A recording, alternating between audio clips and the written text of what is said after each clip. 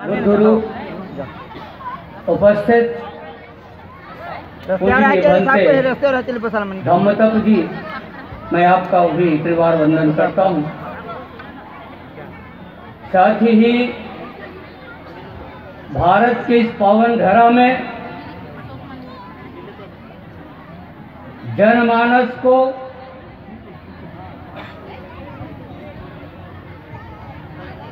उनके मनुष्यता का अधिकार प्राप्त कराने के लिए आजीवन संघर्ष करने वाले ये तमाम महापुरुष, संत, गुरु, महात्मा, बहुजन नायकों को भी मैं त्रिवार वंदन करता हूँ, नमन करता हूँ। जैसा कि आप आज के इस कार्यक्रम के मुख्य उद्घाटक जो यहाँ लिखा हुआ था,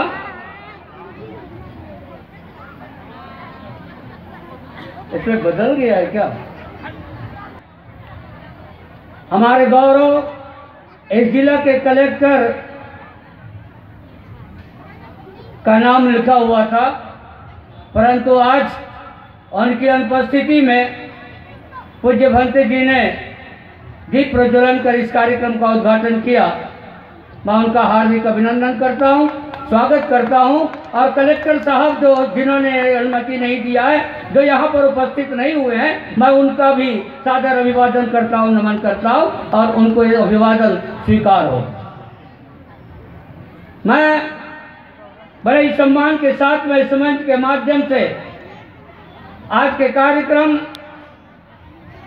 में अपने विचार के माध्यम से मार्गदर्शन देने के लिए, प्रेरणा देने के लिए उपस्थित सम्मानीय जावेद पाशा जी, जो महाराष्ट्र से चलकर हमारे बीच उपस्थित हुए हैं, मैं उनका भी हार्दिक अभिनंदन करता हूं। मैं हार्दिक अभिनंदन करता हूं इस कार्यक्रम के अध्यक्ष, जिनके कंधों पर इस कार्यक्रम की अध्यक्षता है, कार्यभार है, दायित्व है और हमारे बीच उपस्थित रहे हैं। किसी कारणवश यहाँ से इस मंच पर नहीं है सम्माननीय संजीत ठाकुर जी, जो सर्व आदिवासी समाज के अध्यक्ष हैं, मैं उनका भी हार्दिक अभिनंदन करता हूँ, स्वागत करता हूँ। सुना था, जैसा कि भी कार्यक्रम के संचालक महोदय ने बताया था, कि हमारे बीच में बहुत ही अच्छे वक्ता रमेश हिरामे जी, जो अध्यक्ष नागवंशी गोंडवाना समाज के अध्यक्ष है, वो भी उपस्थित है मंच पर, उनकी भी अनुपस्थिति है, मैं उनका भी हार्दिक अभिवादन करता हूँ। सम्मानीय तुलाराम पिस्दा जी, आदिवासी हल्बा समाज के अध्यक्ष और कर्मचारी संघ के भी अध्यक्ष हैं, मैं उनका भी हार्दिक अभिनंदन करता हूँ। बड़ी तमन्ना थी कि सम्मानीय मिर्जा नूर बेग जी हमारे बीच उपस्थित रहते, मैं उन्हें भी यहाँ पर नहीं पा रहा हूँ, मैं उनका भी हार्दिक अभिनंदन करता हूँ, स्वागत करता हूँ। मैं बहुत ही सम्मान के साथ में अभिनंदन करता हूँ। ये प्रक्रिया मैं इसलिए अपना रहा हूँ, संचालक महोदय ध्यान देंगे कि पहले आपने थोड़ा सा विलम्ब कर दिए, तो इसलिए अतिथियों के कार्यक्रम के सम्मान में भी मैं ये कार्यक्रम अपना पूरा करने जा रहा हूँ। मैं बहुत ही सम्मान के साथ में सम्मान कर रहा हूँ। हमारे बीच में सामाजिक एक्टिविस्ट, सामाजिक कार्यकर्ता, राजनांदगांव जिला पंचायत के सभापति और बहुत ही प्रखर वक्ता और मेरे परम मित्र विप्लव साहू जी यहाँ पर उपस्थित हैं, मैं उनका हार्दिक अभिनंदन करता हूँ, स्वागत करता हूँ। मैं स्वागत करता हूँ CL चंद्रवंशी जी, प्राचार्य भी हैं, अनुसूचित जाति जनजाति कर्मचारी संघ के संरक्षक भी हैं हमारे बीच। अभी आपने देखा, आप देख रहे होंगे कि बाबा साहब अम्बेडकर ने भी बता रहे थे, हमारे संविधान के विश्लेषक, महिलाओं के लिए भी उन्होंने किया हमारे मंच में।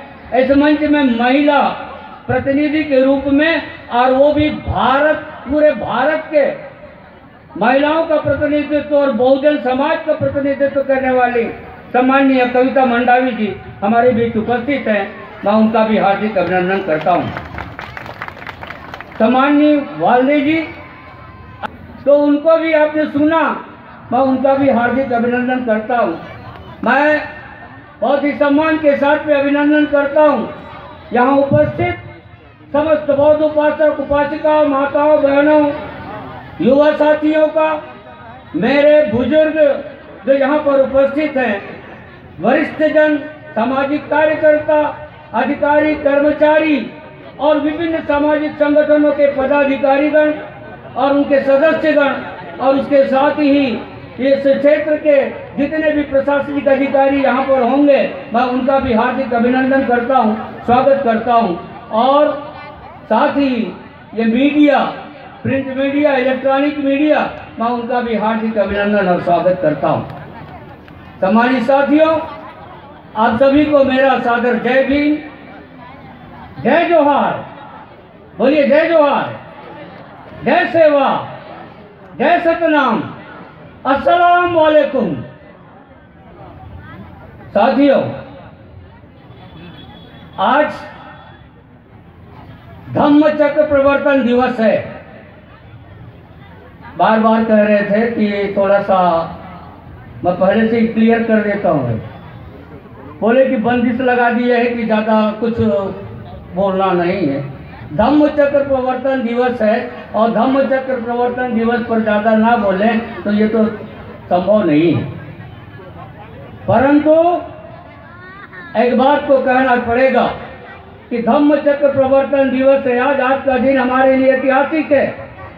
ये ऐतिहासिक के साथ साथ में हमारे पुनर्जागरण का भी दिवस है। परम पूज्य बोधिसत्व डॉक्टर बाबा साहब अम्बेडकर ने 14 अक्टूबर 1956 में नागपुर की दीक्षा भूमि में स्वयं बौद्ध धम्म की दीक्षा ली और अपने लाखों लोगों को बौद्ध धम्म की दीक्षा दी। और दीक्षा दे करके सदियों से कुचले हुए जातियों को प्रकाश दृष्टिगत हुआ। और कुचले हुए जातियों को प्रकाश तो दृष्टिगत हुआ ही, परंतु सवर्णों की आंखें चौंधी आ गई। आज भी चौंधी आ गई हैं। धम्म चक्र प्रवर्तन दिवस को देखकर आज भी तो उनकी आंखें चौंधी आ गई हैं। और संभवतः कुछ घटनाएं हुई हैं, मैं उन घटनाओं पर नहीं जाना चाहूंगा, परंतु आप देखें, आपको केवल इस बात का ध्यान रखना है कि डॉक्टर बाबा साहब भंते जी बता रहे थे कि डॉक्टर बाबा साहब अम्बेडकर ने बौद्ध धर्म क्यों लिया। जब तक हम इस बात को नहीं जानेंगे तब तक हम धम्म के प्रति हमारे मन में श्रद्धा उत्पन्न नहीं हो सकती। जब हम जानेंगे किस कारण से बाबा साहब ने धम्म को लिया, क्यों लिया, क्या कारण था, कितने परेशान हुए, कितना उत्पीड़ना हुई, कितना उनको घृणा सहना पड़ा, यंत्रणा कितना सहना पड़ा, तब डॉक्टर बाबा साहब अम्बेडकर कहते हैं कि साथियों, आपने मेरे दुख और दर्द को, मेरी मेहनत को आपने जाना नहीं होगा। धम्म ग्रहण करते समय उन्होंने कहा था कि आप सभी इस बात को जाने कि मेरे दुख और दर्द और मेहनत को आपने जाना नहीं होगा। आप सुनोगे तो रो पड़ोगे। ये डॉक्टर बाबा साहब अम्बेडकर का दर्द था और इस दर्द को उन्होंने बताया कि मुझको बौद्ध धर्म क्यों ग्रहण करना पड़ा। मुझको बौद्ध धर्म इसलिए ग्रहण करना पड़ा कि मेरे साथ अन्याय, अत्याचार, शोषण हो रहा था। और ये अन्याय और अत्याचार, शोषण क्यों हो रहा था, इसको कोई बता नहीं रहे थे। जब कोई बता ही नहीं रहे थे कि मेरे साथ अन्याय और अत्याचार क्यों होता है, तो इस बात को जानने के लिए मुझको 20 साल लगे। कितने साल? 20 साल लग गए। और 20 साल लगने के बाद में उन्होंने जब अध्ययन किया, जब उन्होंने देखा, इन सारी यंत्रणाओं को एक जगह पर विचार किया, चिंतन किया, तब उनको लगा कि मेरे साथ जो अन्याय और अत्याचार हो रहा है वो इस किसी समाज के द्वारा नहीं हो रहा है, किसी व्यक्ति के द्वारा नहीं हो रहा है, परंतु ये किसी एक विशेष धर्म के कारण हो रहा है। और उस धर्म को त्यागना पड़ेगा क्योंकि वही मूल है। और उसके कारण उन्होंने उस धर्म को त्याग करने की घोषणा किया और अपने समस्त दलितों को, समस्त बहुस्कृत लोगों को उन्होंने घोषणा किया कि आप सभी लोग जब तक के अपने वर्तमान धर्म का त्याग नहीं करेंगे तब तक आपका विकास संभव नहीं है।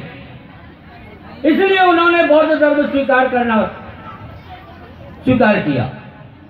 साथियों, बौद्ध धर्म स्वीकार करने के साथ साथ अभी बताया कि ये बौद्ध धर्म में ऐसी क्या चीज है, और हिंदू जिस धर्म का मैंने त्याग कर रहा हूं वो धर्म ने मुझको कितना प्रताड़ित किया और क्यों प्रताड़ित किया। तो प्रताड़ित करने के लिए उनका मूल कारण क्या है।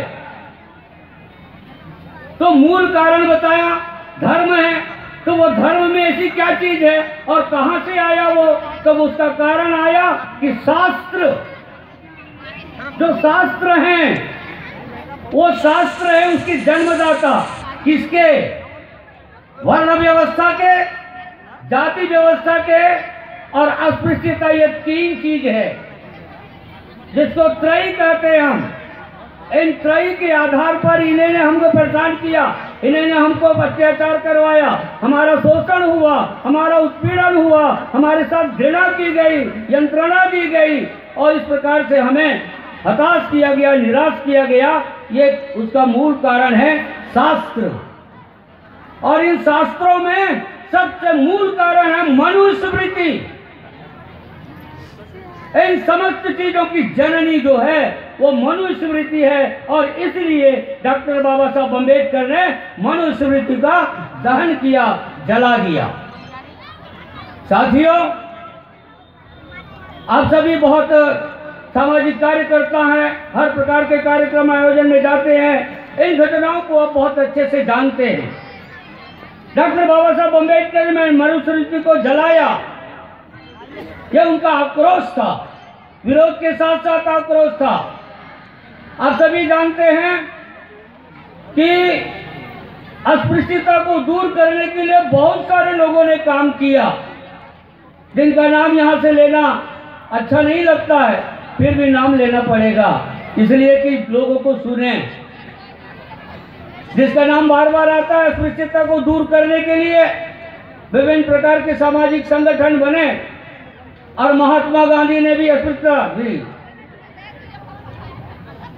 धम्मचक्र प्रवर्तन समय का अभाव है और बहुत खत्म हो रहा है और ये देखिए चिट्ठी आ गई है। 2 मिनट में अपने विचार हम व्यक्त नहीं कर सकते और इस प्रकार से हम बहुत सारी चीज़ों को हम नहीं कर सकते। मैं चाहता हूँ निजाम में सुकून बदल डालूं, मैं चाहता हूँ निजाम में सुकून बदल डालूं, मगर ये बात बस मेरे बस की बात नहीं है।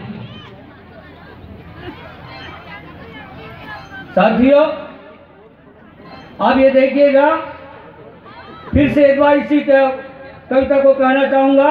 मैं चाहता हूँ निजाम में सुकून बदल डालूं, मैं चाहता हूँ निजाम में सुकून बदल डालूं, मगर ये बात फकत मेरे बस की बात नहीं है, मगर ये बात फकत मेरे बस की बात नहीं है। उठो, आगे बढ़ो मेरी दुनिया के आम इंसानों, ये सबकी बात है, 2 4 10 की बात नहीं, 2 4 10 की बात नहीं।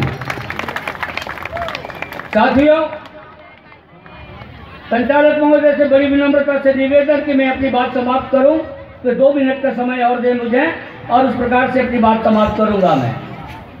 आप सभी जानते हैं कि अभी कह रहे थे कि समाज को कैसे जागरूक किया जाए, उस पर चर्चा हो।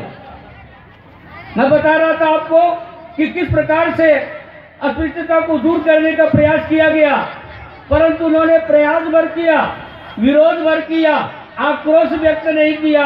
और जितने लोगों ने अस्पृश्यता को, जाति प्रथा को, वर्ण व्यवस्था को समाप्त करने का प्रयास किया, उन्होंने कभी भी जाति व्यवस्था को, वर्ण व्यवस्था को, अस्पृश्यता को पूरी तरह मूलतः समाप्त करने का प्रयास नहीं किया।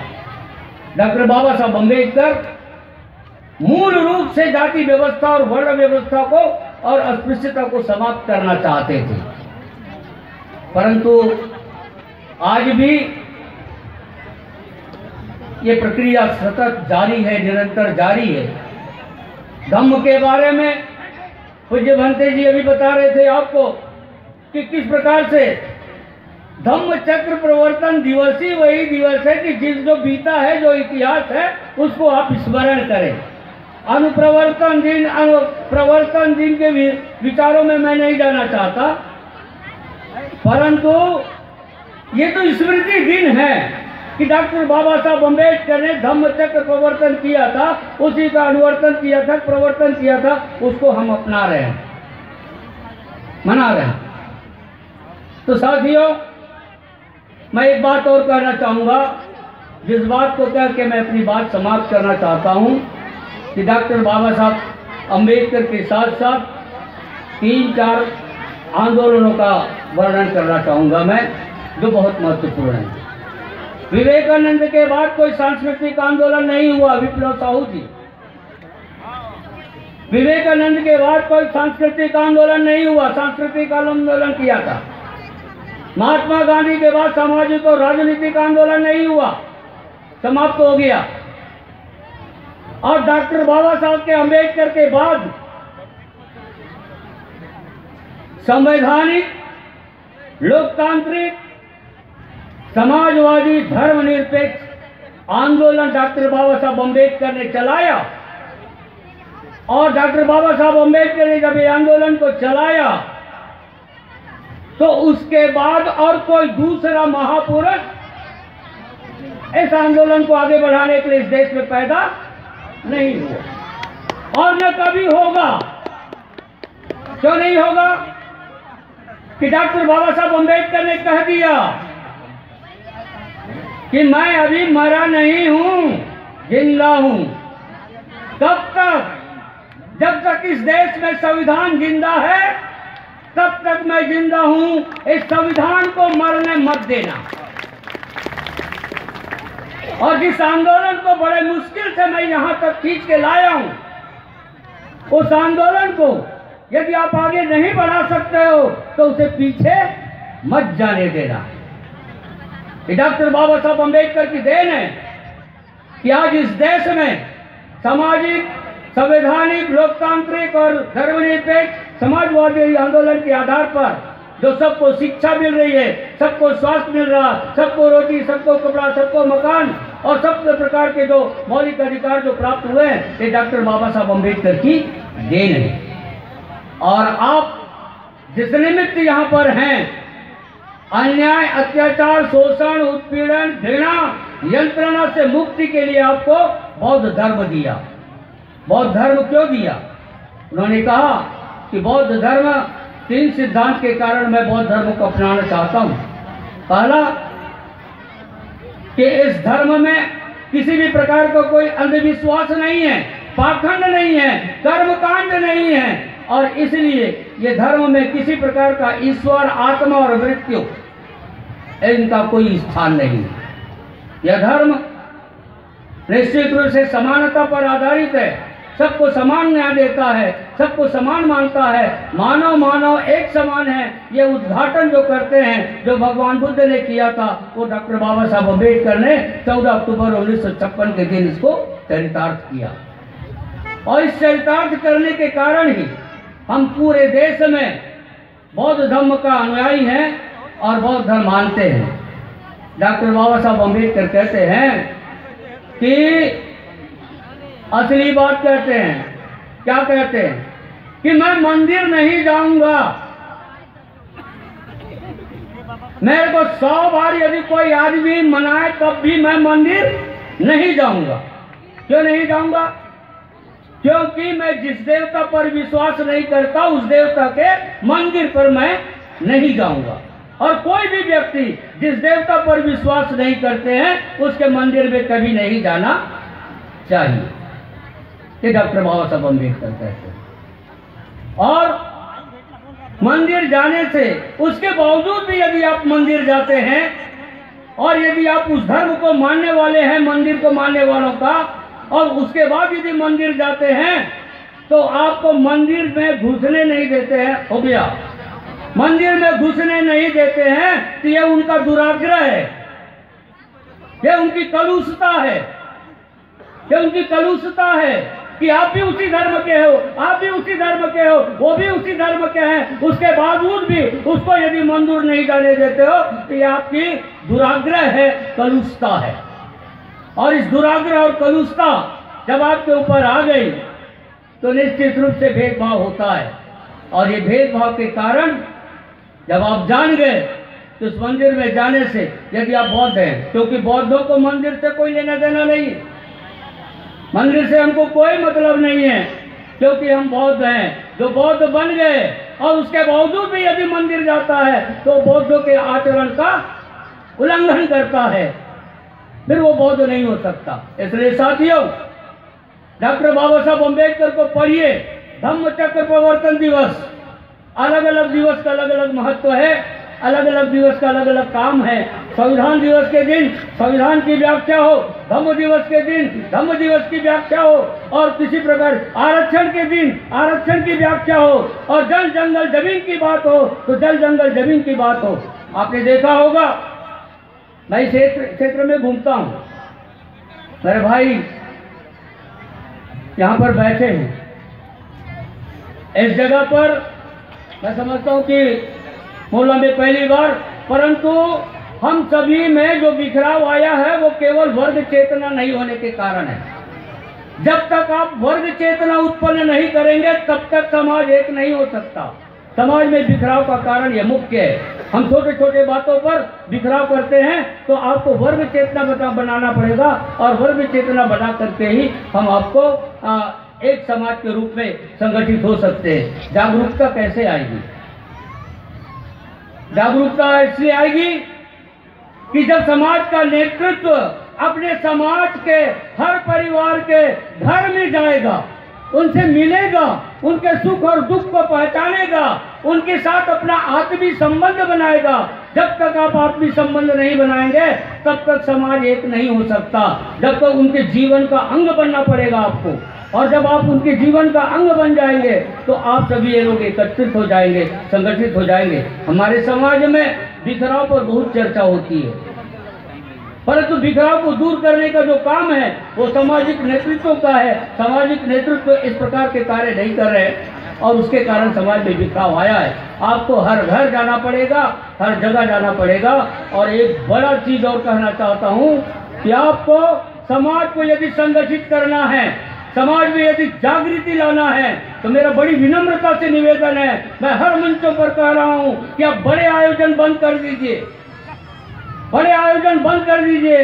200 लोगों का, 150 लोगों का एक कमरे में 150 लोगों की व्यवस्था बनाइए, बैठक व्यवस्था कीजिए, और वहाँ पर बैठिए, वहाँ चिंतन कीजिए, वहाँ मनन कीजिए, और वो 150 जो लोग हैं वो चिंतन और मनन करेंगे, और जब वहाँ से एक निष्कर्ष निकल करके जब बाहर आएंगे तब वो समाज में जागृति फैलाएंगे, तब समाज में एकता होगी, जागृति होगी, चिंतन होगा, और हम डॉक्टर बाबा साहब अम्बेडकर के संविधान को बचाने में सक्षम होंगे। जय भीम, जय बुद्ध, जय भारत। आपने बहुत देर तक मुझे सुना, यहाँ आमंत्रित किया, सम्मान किया, मैं उसके लिए आपका धन्यवाद करता हूँ। बहुत सारी बातें हैं सामाजिक बैठक में, सामाजिक विचारों में, यदि किसी दिन अवसर हुआ तो समाज की सारी गतिविधियों के बारे में आपको जानकारी देना चाहता हूँ। मैं आपसे अपेक्षा करूँगा कि कभी ऐसा अवसर आए तो निश्चित रूप से सामाजिक चेतना के लिए, सामाजिक जागृति के लिए अवसर प्रदान करें। धन्यवाद। जय हिंद।